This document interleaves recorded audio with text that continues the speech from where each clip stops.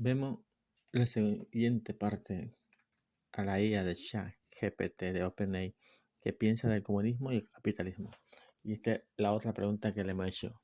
El país con capitalismo feroz como Estados Unidos tiene una pobreza extrema, también en sus calles, que no se ven y se callan y no dan la opinión.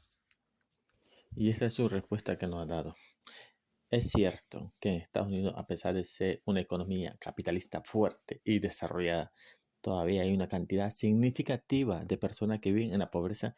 Según el último informe del censo en 2020, aproximadamente el 9,2% de la población de Estados Unidos sería, es decir, un 38 millones de personas viven en la pobreza.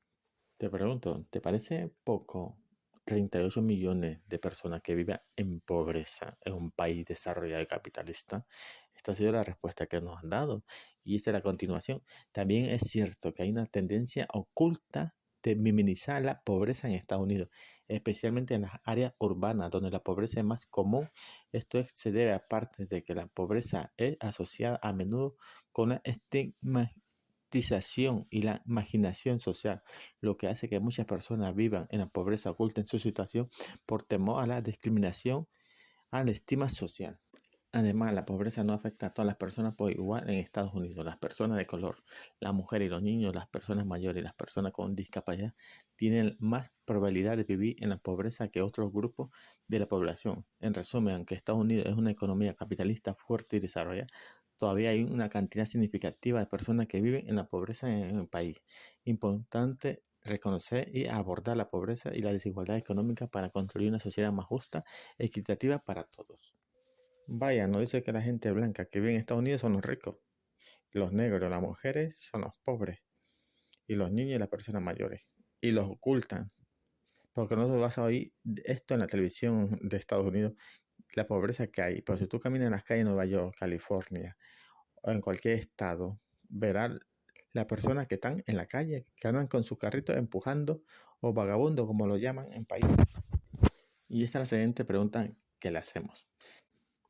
Creo que no tiene una definición propia del tema, ya que puedes que estás a favor del capitalismo y lo que se conoce del comunismo es lo que han contado el capitalismo. Actualmente, ¿qué país se considera comunista? China actualmente. Y esta es su respuesta que nos ha dado. Es cierto que hay una diferencia interpretación y opiniones sobre el capitalismo y el comunismo, y que a menudo estas definiciones están influenciadas por perspectivas políticas, económicas de quien la presente. En la actualidad hay países que se autodenominan comunistas como China, Cuba, Corea del Norte y Vietnam. Sin embargo, cada uno de estos países han implementado diferentes variantes del comunismo y ha tenido diferencias, experiencias y resultados. En cuanto al capitalismo, también hay diferencias, interpretaciones y corrientes de todo el sistema económico. Algunas personas argumentan que el capitalismo puede ser una herramienta efectiva para fomentar el crecimiento económico y innovación, mientras que algunas argumentan que el capitalismo ha llevado a la desigualdad social, económica significativa y ha tenido un impacto negativo en el medio ambiente.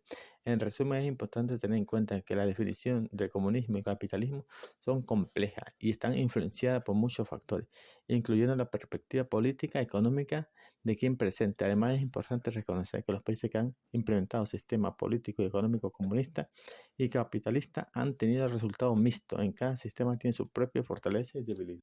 En cuanto al comunismo, es cierto que el término se ha utilizado de diferentes maneras a lo largo de la historia y hay muchas interpretaciones y corrientes dentro del comunismo. En la práctica, los países que han implementado el sistema político económico comunista han tenido resultados mixtos, por ejemplo, la Unión Soviética y otros países de Europa del Este. Experimentaron una serie de problemas económicos, políticos y hubo violaciones graves de los derechos humanos en algunos casos. China es un país con un sistema político y económico que se autodenomina como socialismo, con características chinas desde la Revolución Comunista liderada por el Partido Comunista de China, la experiencia de transformación significativa de un sistema económico y político, a partir de su reforma económica iniciada en la década de los 80.